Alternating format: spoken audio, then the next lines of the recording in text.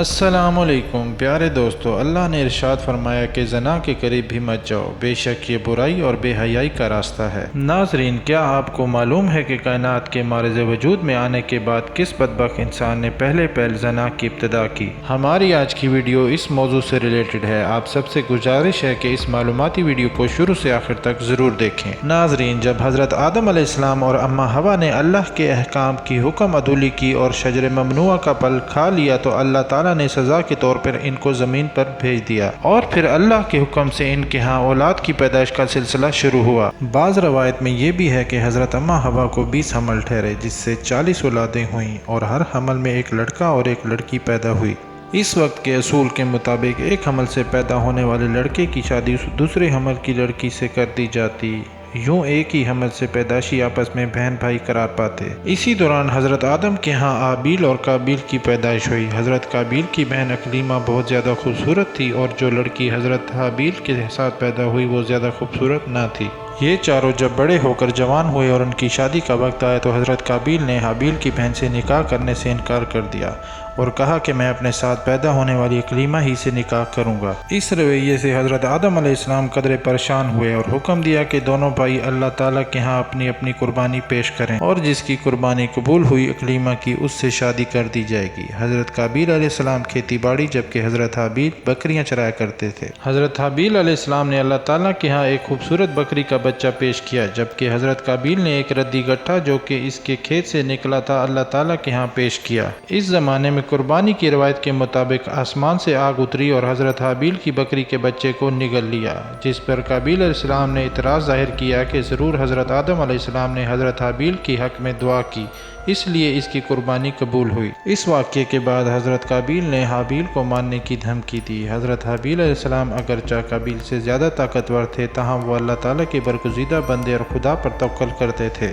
और उन्होंने फरमाया कि अगर तुम मुझे कत्ल करोगे तो मैं बदले में तुम्हें कत्ल के लिए हाथ ना उठाऊंगा। मैं चाहूँगा कि रोज़े क़यामत तू मेरे गुनाह के बोझ के साथ आए। और फिर एक दिन काबील ने गुस्से में आकर हज़रत हाबील अलैहिस्सलाम के सर पर पत्थर दे मारा, जिससे आपकी मौत वाक़या हो गई। कत्ल के बाद काबील कदरे बेचैन हो गए और वह लाश को अपने कंधों पर उठाए कई रोज़ फिरते रहे। फिर एक दिन अल्लाह ताला की हिकमत से 2 कौवे आए। उन्होंने हज़रत हाबील के सामने झगड़ा किया और उनमें से एक की मौत वाक़या हो गई, जिसे दूसरे ने मिट्टी में गड्ढा खोद कर दफना दिया। चुनांचे हज़रत काबील भी अफसुर्दा हुए और कहा कि ये मैंने पहले क्यों न किया। लिहाजा उन्होंने मिट्टी में गड्ढा खोदा और हज़रत हाबील अलैहिस्सलाम को इसमें दफना दिया। शैतान जो पहले ही हज़रत काबील अलैहिस्सलाम को बहका चुका था कि अगर इसका इल्म हज़रत आदम अलैहिस्सलाम को हुआ तो वो ज़रूर तुम्हें नुकसान पहुंचाएंगे, लिहाजा वो अपनी बहन अकलीमा को लेकर वहां से फरार हो गए और दूर कहीं वादियों में बसेरा कर लिया। इस वाक़ये के बाद हज़रत आदम अलैहिस्सलाम ने अल्लाह ताला से दुआ की कि उन्हें कोई वारिस अता फरमाए। तो फिर हज़रत शीश अलैहिस्सलाम की पैदाइश हुई, जिसकी हज़रत आदम अलैहिस्सलाम ने तवज्जो से परवरिश की और तमाम मामलात हज़रत शीश अलैहिस्सलाम को समझाए। और जब आप जवान हुए तो हज़रत आदम अलैहिस्सलाम ने इन्हें मोमिनीन का खलीफा मुकर्रर कर दिया और हुक्म दिया कि अपने भाई काबील और इसकी आल औलाद से दूर रहे और अपने मोमिनीन को भी इनसे दूर रहने की तलकीन करे। और इसके कुछ ही अरसे बाद हज़रत आदम अलैहिस्सलाम की वफ़ात हुई। अल्लाह ताला ने फरिश्ते नाज़िल फरमाए और आपको दफन का तरीका सिखाया, चुनाचे उन्होंने वैसा ही किया। कुछ अरसा बाद हज़रत अम्मा हवा का भी इंतकाल हो गया। प्यारे दोस्तों, इस वाक़ये के बाद ज़ना की इब्तिदा हुई।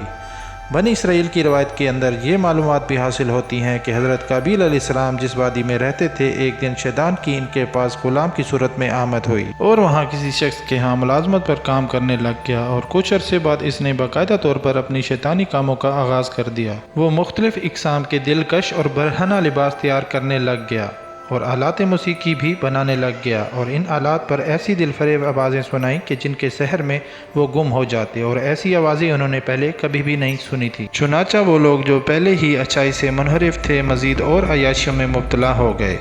उन्होंने अपने लिए एक ईद का दिन मुकर्रर कर लिया जिसके अंदर इनकी तमाम औरतें बरहना लिबास के साथ आती और मर्दों के साथ मेल मिलाप किया करती थीं। हज़रत शीश अलैहिस्सलाम के साथ रहने वाले मोमिनीन दूर से ही इनके गाने बजाने की आवाज़ें सुनते रहते थे। एक दिन इनमें से किसी एक शख्स को तजस्सुस पैदा हुआ कि आया वो देखे तो सही कि वो लोग क्या कर रहे हैं। लिहाजा वो शख्स चोरी छुपे वहाँ से निकला और ईद ही के दिन जब वो लोग नीम बरहना ऐशो इशरक में मसरूफ़ थे वहाँ जा पहुँचा। इसने जब इन हसीन और जमील औरतों को देखा तो हैरान रह गया और इनसे बहुत मुतासिर हुआ। प्यारे दोस्तों, क्योंकि हज़रत इकरीमा एक खूबसूरत औरत थी, लिहाजा वहाँ की तमाम औरतें हसीन और जमील जबकि मर्द मतवस्त शक्ल के मालिक थे। दूसरी तरफ मोमिनीन के कबीले में मर्द खूब रू हसीन और औरतें मतवस्त शक्ल की थीं।